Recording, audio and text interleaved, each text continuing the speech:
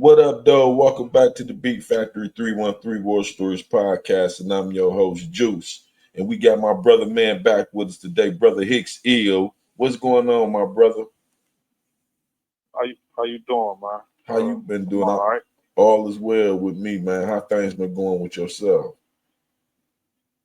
Things been going pretty good, pretty decent, despite my current circumstances or environment. I find a way to stay positive, productive, and still accomplish things in life, both on this side and the other side of the gate.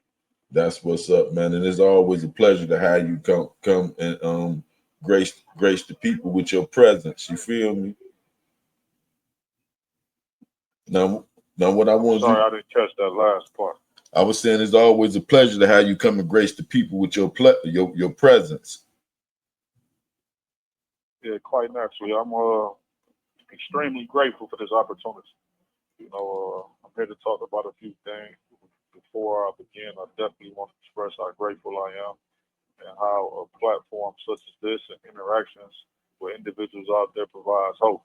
You know, That's no matter what's up. what situation or circumstance we find ourselves in, as long as we have hope, we'll find a way to overcome it. And I appreciate you for that, man. Thank you for coming though. Now, we want to talk about the thing with the reason why it's necessary to get out and vote and why our votes do matter. Because some of our people feel that our votes don't matter. And I'm not just talking about the young. We got some old people feel our votes don't matter. So from your point of view, what you get out of that? And sometimes that just comes with a lot of misinformation. But there's nothing more important than the legislative process.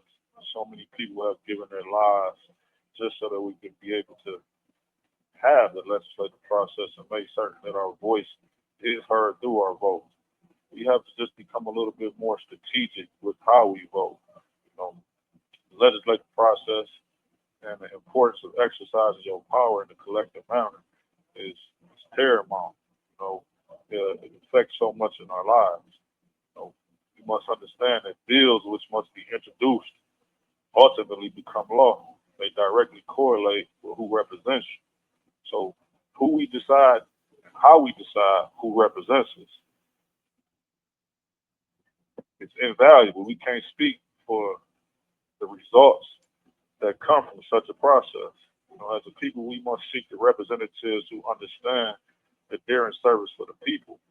So I'm here to really speak about the power of the people. Most importantly, men in my position must utilize their relationships to encourage citizens or whomever supports them to participate in every election process. As a people, when we become deterred or feel as if our votes don't matter and then we don't participate, we see the direct results in our livelihood. These are why things never improve. We just can't go to vote to vote. We actually must go out in droves and in blocks and collectively. The church must get involved. The mosque must get involved. The workplaces must get involved.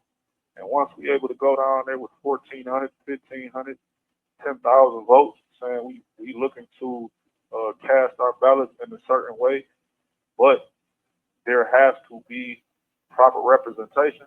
Proper representation will surely come. Now, what's proper? Tell them what you mean by proper representation.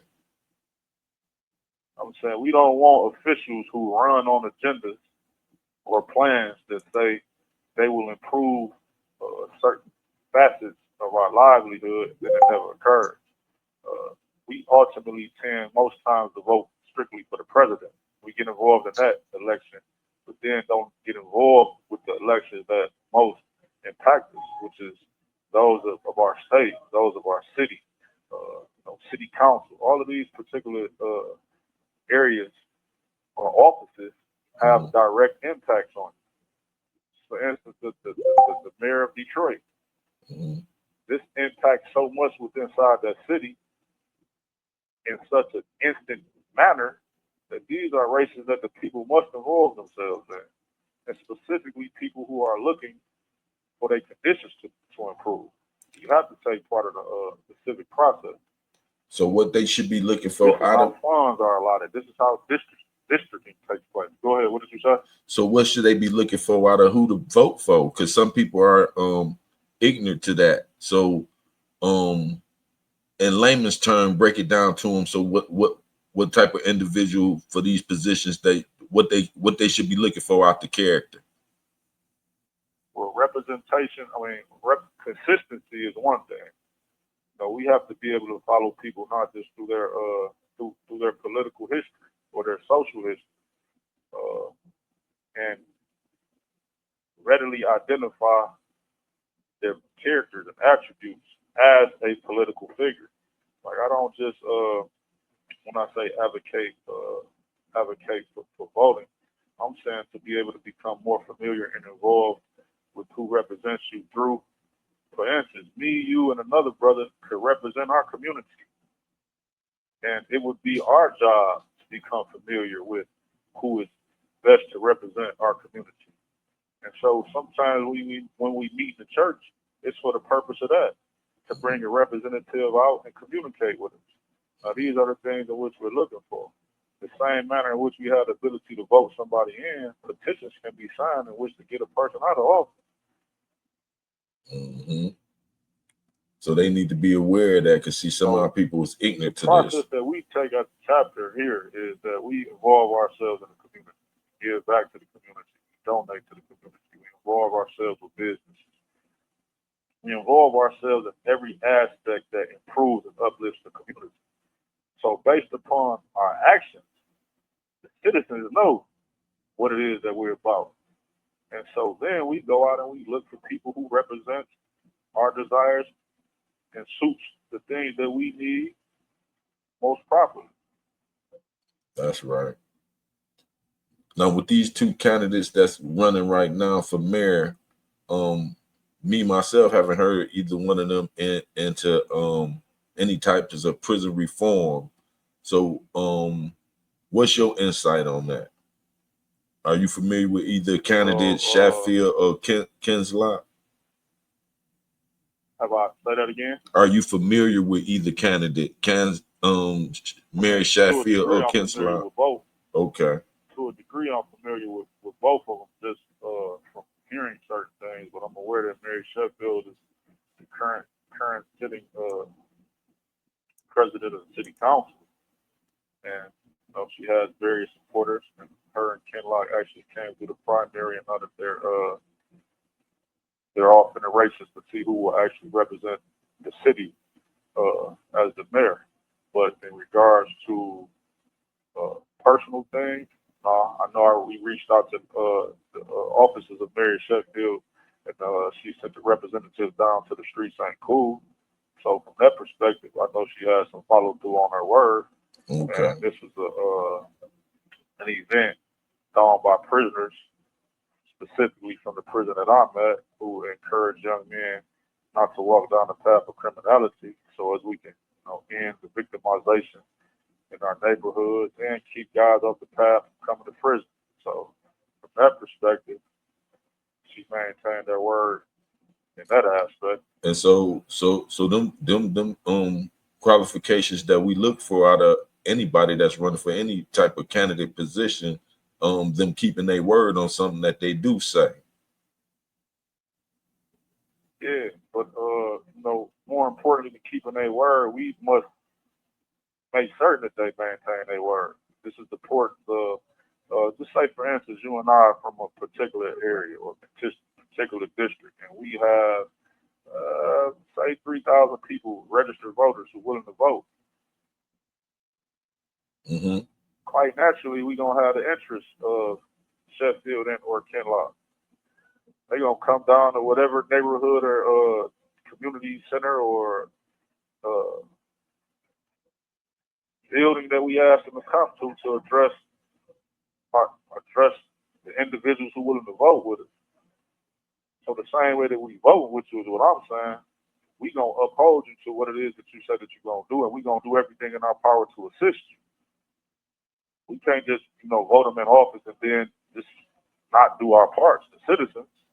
Mm-hmm. Cook. You have 1 minute remaining. Tell them about your program and stuff. Yeah, I want you to call back. You say what? I want you to tell them about your program and how y'all is helping these young people Oh, from. yeah, quite naturally. The event is titled "The Streets Ain't Cool." It came from the ideas of young men in our youth program of the NLA Chapter 1013. We were speaking about introspection and looking at ourselves and breaking down our thoughts and realizing how much we allow external influences to somewhat direct our lives down the wrong path. So we wanted to make certain that we make the youth aware of how important they are and how important it is to understand yourself and your own thoughts prior to allowing somebody to influence you. Then speaking from guys who have sold drugs, committed particular. Thank you for using GTL. That's Brother Hicks here. He go call right back. But he was giving some very good insight on how you should look at when you are voting and putting somebody in office and how valuable your vote is. You know what I'm saying? And the people that you put in there, they is speaking for you as a whole.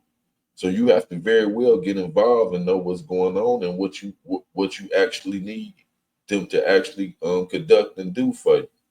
You know what I'm saying? So you can't just sit around and blame this person or that person. You got to play a part in your society. You know what I'm saying? Stop sitting back and pointing the finger and waiting on somebody else to do all the work. If you want to make a change, you got to be a part of that change. With that being said, I'm gonna pause it here and wait on the brother to call back. But I'm back. The Beat Factory 313 Woe Story Podcast. I'm your host, Juice. I know I've been gone for a minute, and we go get back to the real gangster street stuff. Go back out and check out the members only. Check out my lives. That's where you those of y'all that like the street stuff and they like to hear from the living legends that's still around that played a part in our neighborhood downfall. I'm gonna call it that because that's what it was. You know what I'm saying? There wasn't no uplifting. The things that we was doing that y'all glorified. You know what I'm saying? So that's why I had those street legends come on here and let y'all know the streets ain't what it is. Hold on, we got the brother calling back in. Let me pause. Thank you for using GTL. Okay, yeah, we back. Now, what you were saying about y'all program and the what it stood for and what y'all do. That came from the program is a public street. Say that again. Your phone broke up. Say that again. Mobile. I said the event, which is entitled "The Streets Ain't Cool," that came from the program, our youth program, is aimed to deter the youth from involving themselves in all forms of criminality. Because at the end of the day, nothing productive, prosperous, or beneficial comes from it. That's right. So not only are we trying to deter the youth, we utilize this event to make the community safer and bring, as I said, for instance, someone from the office of Mayor Sheffield to be able to say, this is a path that you can take. You can become the mayor. You can become one of these entrepreneurs here. You don't have to go down a road that's ultimately going to bring some death, destruction, and pain into your life.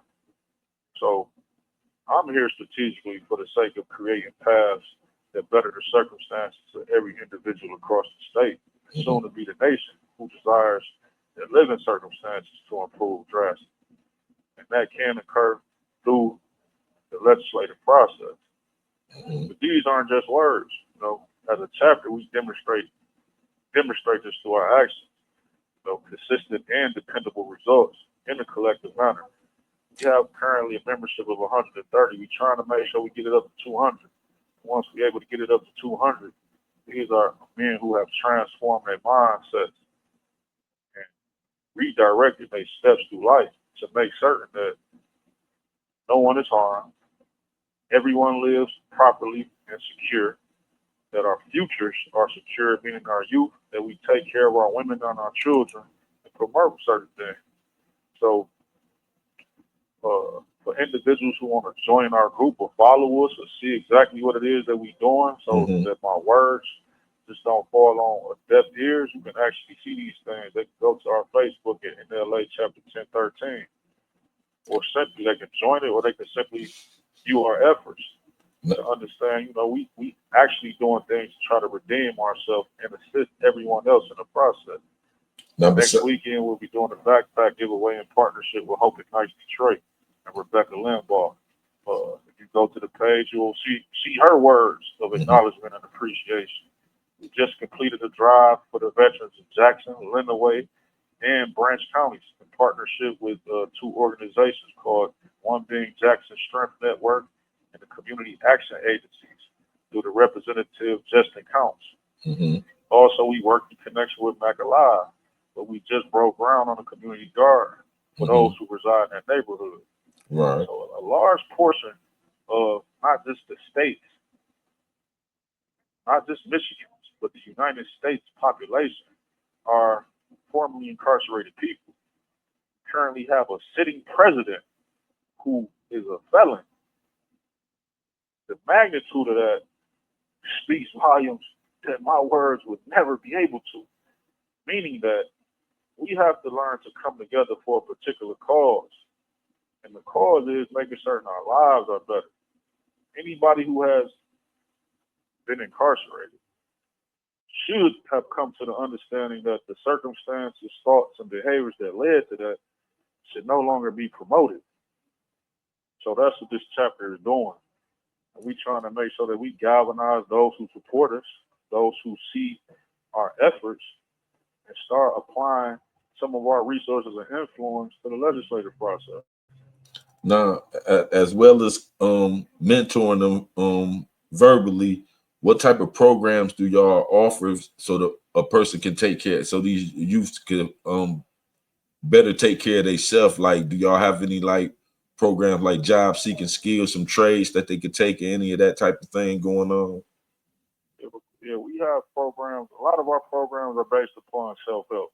The first thing we want to do is educate you about the harm that you cause. Then we want to educate you about things that are going on with yourself that you may not even be aware of that are causing and creating certain actions and thoughts. So the programs are like victim awareness, which is based upon making you aware of the hardships, the pains, the traumas, and the things that you cause, not just to the victim, but to the victim's family, to the community, to city officials, to the flip side of that is to your own family. You removing yourself, you having your family have to deal with the results of all of your actions. And we have PTR, but we definitely touch on preparing yourself for the transition of returning to society, which touches on resources, gives you the ability to communicate, resume skills, things of that nature. The youth program, which is designed to transform the young man's mind. ACEs, which is Adverse Childhood Experiences, and House of Healing, which touches on the core.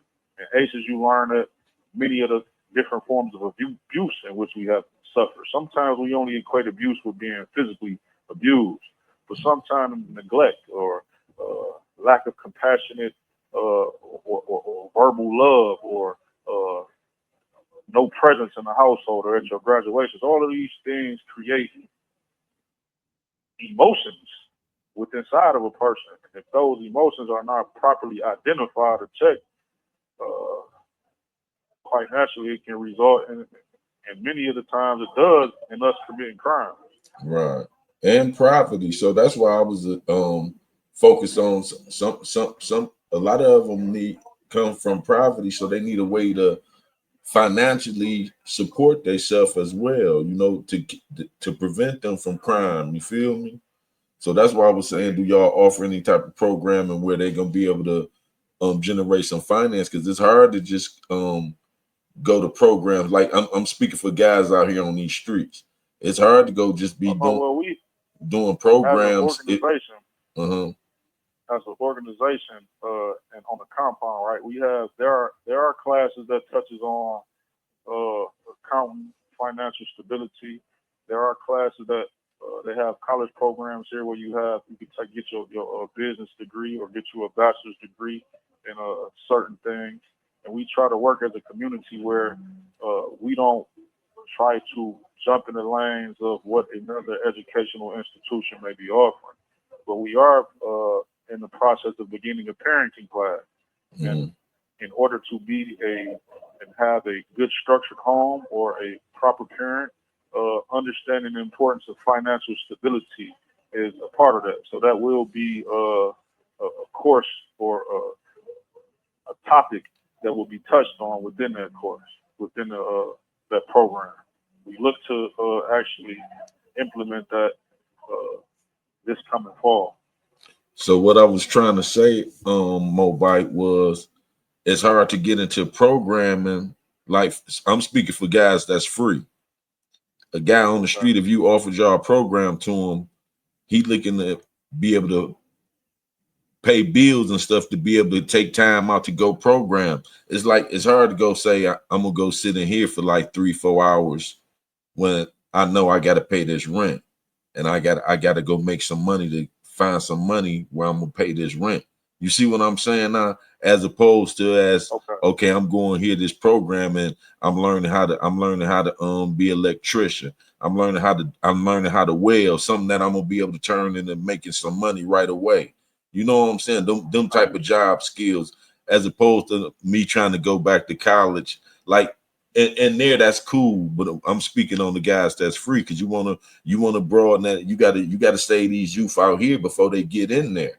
You see what I'm saying? I mean, well, within a partnership that we formed with Macalab, the brother Marco Hardill actually provided a means in which the youth, upon completion, have an ability to go off into those particular fields. So when you speak upon the individuals in society, I misinterpreted your question. I thought you were speaking about the programs that we offer in prison. Right. No, because you were speaking on the youth, so I want us to target these youth. When you want to target these youth before they make it in there.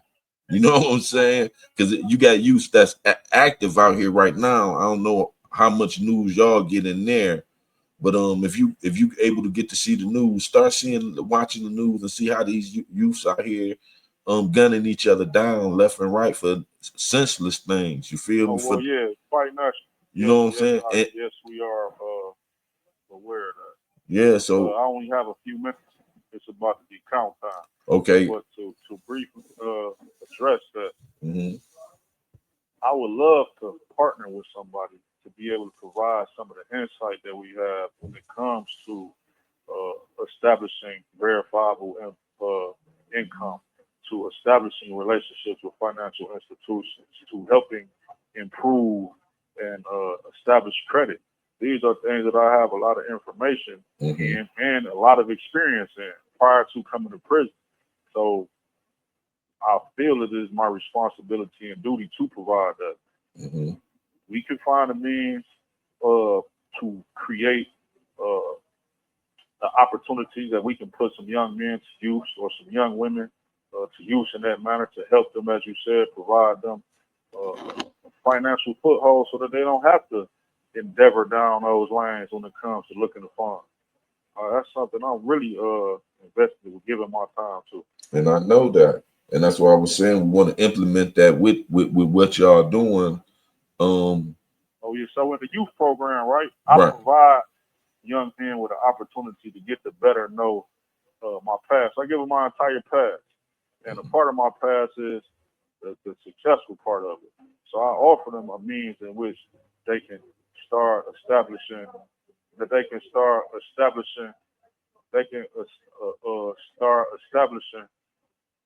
those particular lanes for themselves. Hold on real quick.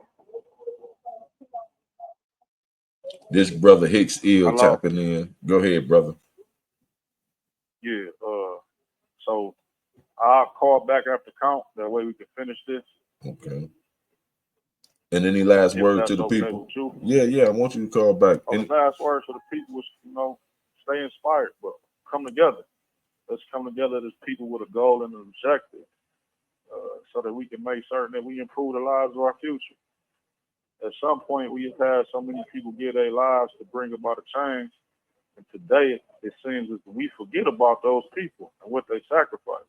Mm-hmm. So in this era of time where we have so much information accessible to us at a push of a button, there's no reason that we can't come together as a nation of people to make certain that we save our youth, that we take care of our elders, that we respect our women and children, that we keep these young men out of circumstances like the one I'm in. And if you with that, I give my life to that. That's what's up. I appreciate you, my brother. All right.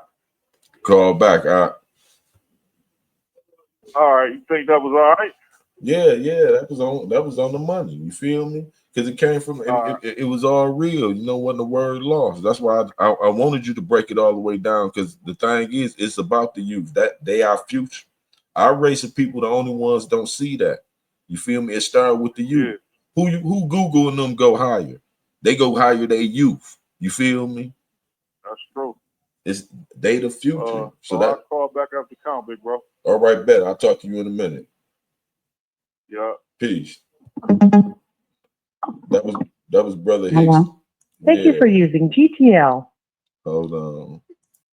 I'm gonna end this and get this out to y'all. Remember, the streets ain't what it is.